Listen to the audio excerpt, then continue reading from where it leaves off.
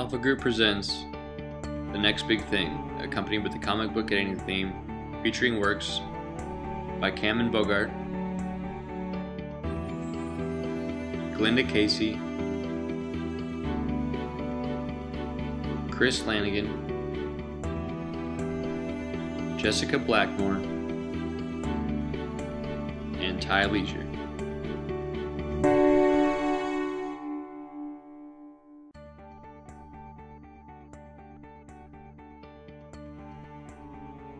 The first of its kind, the recent blockbuster hit, The Hobbit, came out this past December and broke all kinds of records. The reason this movie is so special in the film community is because unlike normal films that are shot with 24 frames per second, The Hobbit came out shot in 48 frames per second. Being such a new style of filming, the movie received a lot of hype and criticism, both bad and good. Peter Jackson, the director of the film, went in this direction of filming in 48 frames per second because he wanted the experience of going to the film to be more lifelike.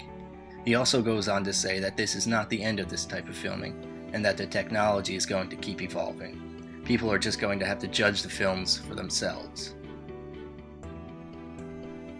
The reason there is such uproar over the filming in 48 frames per second is because all our lives we have been trained to watch movies in 24 frames per second. But with 24 frames per second, there can be a lot of blur during movement, or the image can shake.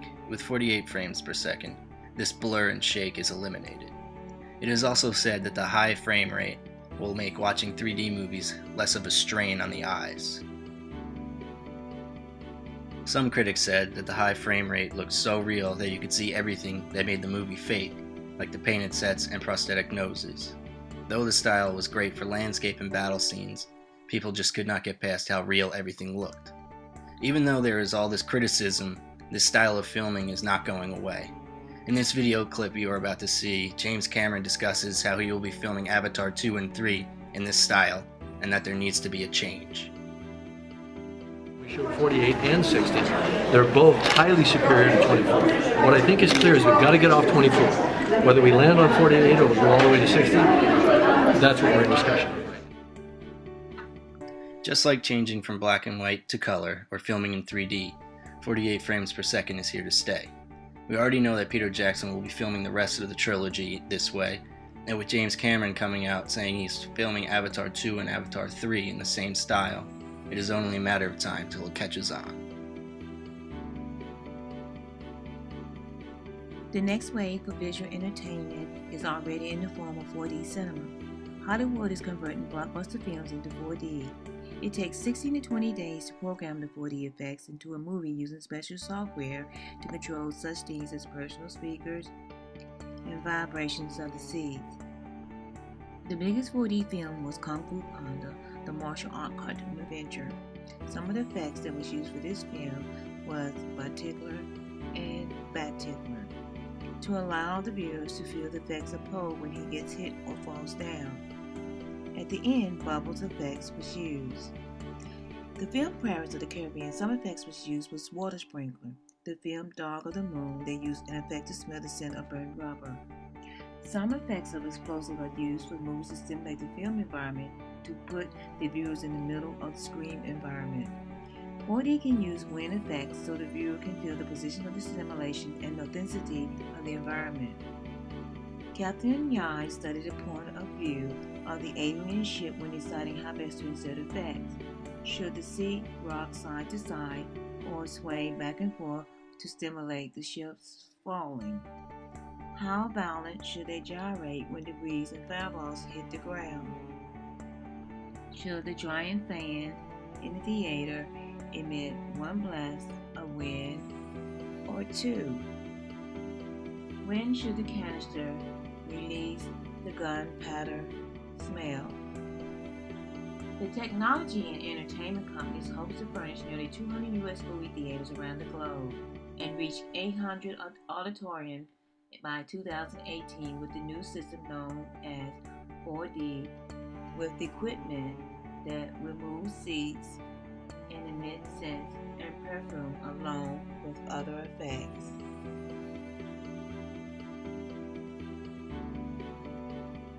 Next big thing in medical. So what is the next big thing? Well, everybody knows this picture. It's from Star Trek, the medical transporter.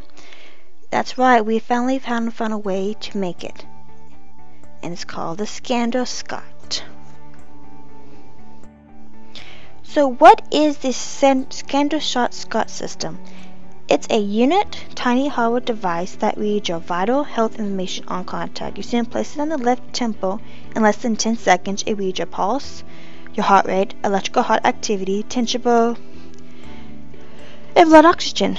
Then it sends all this information to an app on your smartphone, iPad, Android phone.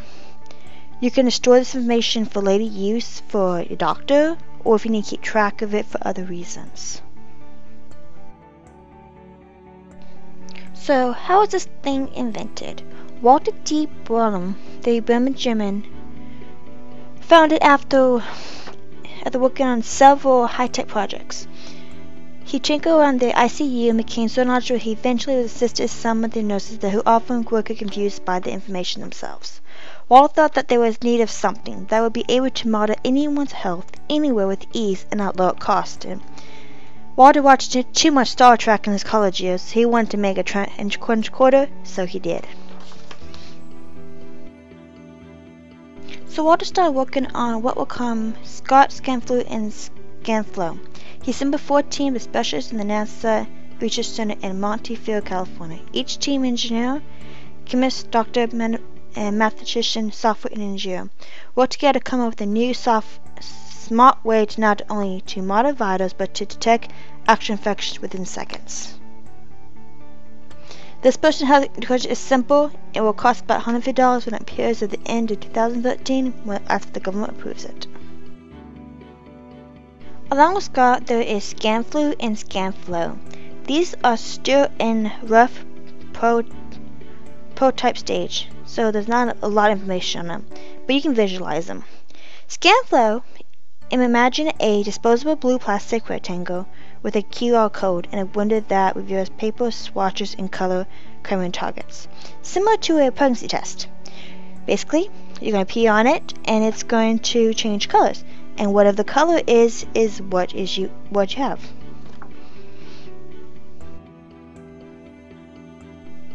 ScanFlu is a similar way. Instead of rectangular, it's going to be a square with a small potential on it, which you will spit on. Your saliva will distribute for different test units using nanovessels. Both these tests are disposable, and will have disposable packs available at the end of 2013 when the other items come out. These gadgets can really provide you with instrument feedback about health status for such a low price at the beginning of something much bigger. The amount saving in the prevention alone, and not dependent on expensive laboratories for me to test, makes it all worth it.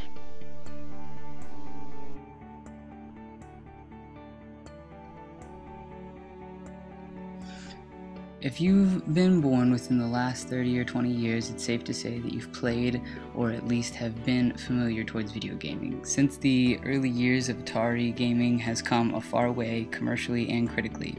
With the ever-expanding market comes the cycle of generations. Once every cycle ends, the new and improved cycle comes to replace the old. And though it has never been a laughing matter, this year is more serious than ever before. Gaming has always made money, as well as slowly became critically accepted, but with this cycle comes more promise than ever before. Though most people won't understand the specs of the new consoles, I will announce them, but I will say beforehand that the new consoles do provide up to quadruple the power of current consoles, the Xbox 360, the Wii U, and the PlayStation 3. The only reason the Wii U is not included in the new console generation is because it released early and still only has the power of current gen. The true next gen will be the PlayStation 4 Orbis and the Xbox 720 Durango. I will start with the PlayStation 4 Orbis. The specs for the Orbis: it will have a Blu-ray drive, an AMD-S A10 APU series, and it will come with either 8GB or 16GB of RAM, quadruple what it currently has. It will be able to run 1080p games, as well as in 3D, and will primarily focus on Wi-Fi and Ethernet connection at all times, creating more of an app-like utensil, such as an iPad. It will be connected socially, heavily using digital downloads, and as said before, we'll have lots of third-party support. The next console is the Xbox 720 or Durango. Though nothing is set in stone with the Xbox 720, there are rumors for the specs. The rumors most commonly follow. Predicted 4GB to 8GB, 1333 MHz ROM processor, 500GB to 720 RPM 8GB flash memory, a CPU Intel i7-2630, 2 GHz, negative 2.9 GHz, and an AMD Radeon HD 6750. As said before, to many people this doesn't seem like a big jump, but no console before has ever even approached PC standards. Finally, getting over the creative gap as well will be a huge step in the gaming.